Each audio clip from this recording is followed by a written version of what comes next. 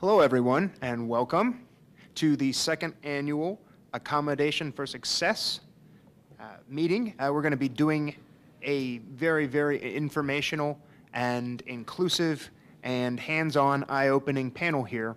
We have representatives that are employers from several different agencies and companies.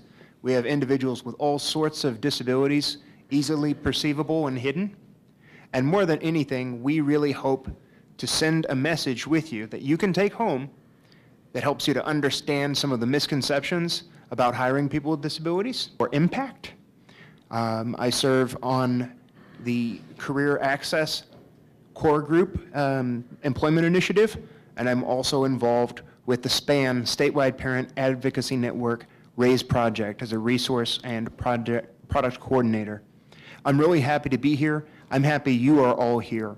And I'm happy that we are taking this time to have a better understanding, to throw assumptions and archaic notions aside and see a more truly inclusive society through meaningful work. So without further ado, thank you for being here. Thank you to my panelists, and I'll go ahead and let them introduce each other, starting from the right. Hi, my name is Charlotte Hammond, and I am the president and CEO of Challenge Unlimited. We're located in Alton, Illinois. We provide services to people with disability through work opportunities. We are located in 4 states, Missouri, Illinois, Wisconsin, and South Carolina. We have over 1,000 employees, and over 50% of our workforce are people with disability. Hi, I'm Jennifer Trudeau, and I'm the Public Relations Advocate for Challenge Unlimited. Here's what I know for sure. It really is staggering and true that people with disabilities constitutes the nation's largest minority group. So historically, I know we've come a long way, but it's really these types of events that pave the way for action and transformation, generations to come for our children and for our corporations. I'm just really glad we can be here all today. Thank you. Thank you, Jennifer. Can you tell me who you're with? I work with Charlotte Hammond with Challenge Unlimited. So first off, what made you decide to disclose your identity? What made you decide to share about your disability and how it affected you? My disabilities are invisible to the eye. I am a person known as learning disabled gifted. I have dyslexia, attention deficit disorder, and above average intelligence. So I just disclosed because I really wanted to be seen for my talents and not my limitations, or to be misunderstood by my peers in any way. Some of my symptoms with these learning disabilities can really overspill when expressing my thoughts, the sense of processing, as well as interruption, sense of urgency, talking too fast. Research shows that 1 of 7 people have learning disabilities, and about 30 to 50% of adults are undiagnosed. I am a minority, and I'm 1 of 7. Thank you. Excellent. Thank you very much. So we're going to talk about the next question. What fears or worries did you have about disclosing? I had the common fears that most people with disabilities have, that I would be treated differently, and that there would be a specific focus more so now on my learning disabilities than my capabilities, than my abilities. So another common fear is that it would stop you from getting a promotion. And then worst of all for me is that possible judgment, that stigma, that bias that comes in some way, that I would just be announcing this in such a way that I can now lean on my disabilities, when in essence it's absolutely, the opposite, absolutely the opposite. Great. So who initiated the accommodation, and how did they go about it? Who started the discussion? I can speak for at Challenge Unlimited. Jennifer actually came on board as our business development individual in the administrative office. So It's not a position that we've carved out, if you want to say, for people with disability. But of course, our organization is open to all people with disability wherever you are in our organization. But again, I interviewed Jennifer, and so the expectations were that she will help the organization to grow. I noticed some areas as far as certain things in the office where the expectations were, let's say, that you would develop proposals, you would, you're responsible for getting out into the community. And so I saw some challenges with whether it be spelling, which is part of the traits or some of the characteristics for a person who has attention deficit, hyperactivity disorder. Also, I noticed where there were a lot of maybe distractions sometimes for her, where her attention level or attention span would be hampered in some kind of way. So one of the things that Jennifer asked for, unknown to me still that she has a disability, was to work from home. And so when she asked for that, typically that's not something that we do within the organization where people work from home, but she decided that she wanted to disclose that she has this disability. And so it really helped to help her be more productive in the workplace, where I saw her productivity actually increase. We have and people who are in business development, you know that you look for pipelines. And so Jennifer has built a pipeline, honestly, that we've never seen in our organization. So again, despite her disability, we focused on her abilities with some limited accommodations that she needed to help her be more productive in the workplace. So again, she's been like a whirlwind within our organization, to the point where we're having to hire more people in order to keep up with Jennifer. Fantastic. And I'm going to ask you to bring back another subject we discussed about that we discussed later down the line about an inclusion program or an inclusion initiative to try and hire more folks with disabilities. That's a great content. I had just read that Steven Spielberg learned when 60 years old that he had dyslexia. And he said, fantastic, there's the missing puzzle piece to my life at 60. So it's people in general, all of us with disabilities, that we just want to be treated as equal. And that is the opportunity not just to succeed, but the opportunity to fail. Equals. So let's talk about the underbelly here. What kind of pitfalls did you run into, and how did you get through them together? And Charlotte, can you lead off on this? I would say the only, I can't say it's a pitfall, but I think it's just when you have individuals in the workplace and just their working style.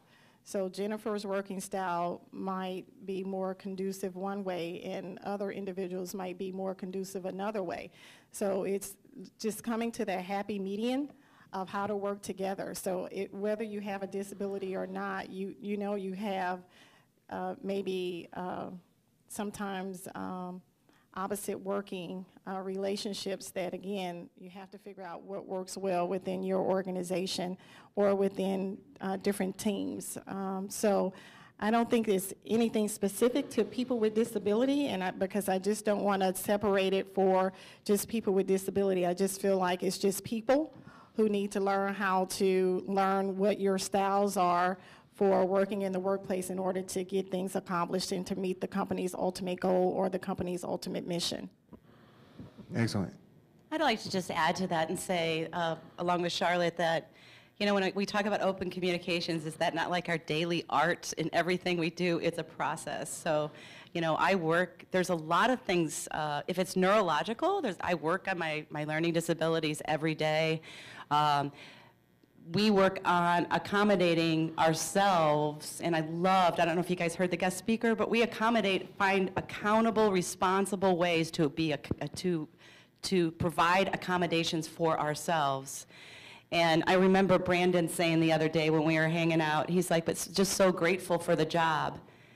But they're grateful you know, they're fortunate to have us too. So it's about building, in whatever torch you're having to carry in your life, it's about building enough self-confidence and then taking that faith and confidence.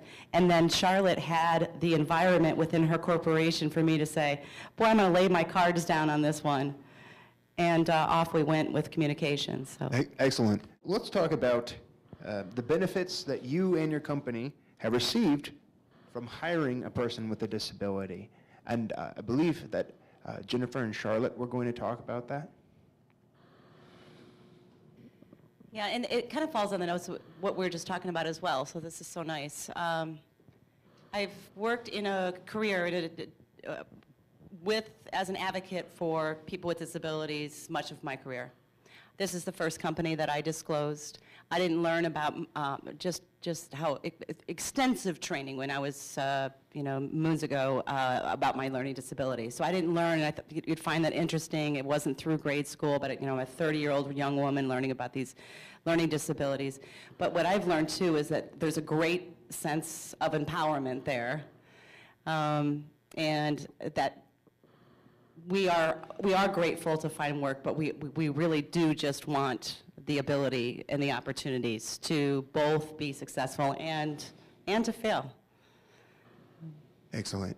Way more than just a paycheck. Way more than just a paycheck. I just have to say, in addition to Jennifer, as I said, we have over 50% of our workforce are individuals with disability. And I would say in the last 20 years, we were a company that experienced a very high safety injury rate. And we included not only the people, of course, with disability, also the staff, but again, it's an inclusive environment on how to drive down or improve rather, our safety culture. And if some of the individuals in the room from the HR people here, that you understand when you have almost a 2.0 experience modification rate, that is massive. And so just know we were paying probably close to $1 million just for workers' comp insurance. And just through the efforts of our staff, that they rallied together, our clients actually came up with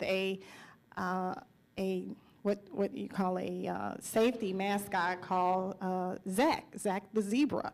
And so it was a culture where, again, they were included in the safety talks every day. They were coming up with new ideas, so they're very innovative. And so I have to say this past year we celebrated, and we have some incentives out there, we celebrated 307 days without an injury in our company, and our experience modification rate has been driven down to 0.68. That is amazing, and we did it in about 6 years. So that is with people with disabilities, the national average being 1.0. And also another myth that we all have to be advocates for, right? That people with disabilities that are because of cost, because of accidents, as if they are more, cause more accidents, and that's just not the case. So there is a lot to celebrate from a safety standpoint there. How did you get other staff and coworkers, this is for the employers, how did you get other staff and coworkers to buy in and become directly involved in increasing a positive workplace culture? Well, I don't know if I could really say any more outside of just really recognizing and applauding the gifts and abilities of all people. I think you really miss out as a company when you don't have different perspectives of individuals who bring different ideas, a different walk of life, and that really can impact the community. And also, for a lot of businesses, even though we're a nonprofit organization, it really impacts what we do as far as getting into more communities, into meeting other business and ideas that we have as an organization to keep hiring people with disability. We offer facility management services and also staffing services to not only the federal government but also commercial businesses. And so we have individuals from supervisors to our direct care staff to direct labor individuals. And some of these positions are what you call in the industry kind of high-risk positions, because you deal with heavy equipment, with groundskeeping and things like that. But you really, really do miss out on an opportunity to make an impact in the community that you're in, and also to add to your bottom line. Exactly. Exactly, as Tim said, it's gonna affect your quarterly financial flat line. Your baseline is gonna go up, because people are it's more than just a job. It's ownership of your life, an inclusive society. Oh, I opened with that today. I just wanted to remind us that it really is the largest minority. It's people with disabilities. And from a work standpoint and working with Charlotte, and again, my whole life has been working with people with disabilities, it's very humbling for all of us to realize, we all have to come into acceptance of where we're at and where we're going, no matter what it is. So we all coach ourselves to that finish line. But it really is going to be these types of events that take our generations, that take our corporations where we want to go. So I'm just very blessed to be here today. Well put. In wrapping up, I wanted to say thank you to my wonderful panel. Can we give them a hand again?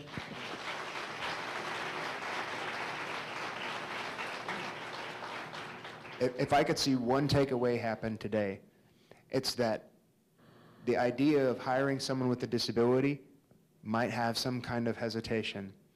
You might think that there's going to be extra cost. You might think that there's going to be extra outlandish training that's needed. The truth of the matter is, those are outdated. Statistics speak differently. People with disabilities want to work. 2015 Kaiser Foundation study revealed that 84% of people who are unemployed with disabilities and were working age wanted to work and believed they should and could. They should, they can, and they need to. And I hope the people in this room can understand the significance of banding together and working past these old, outdated notions to create a more truly inclusive society and world. So thank you very much.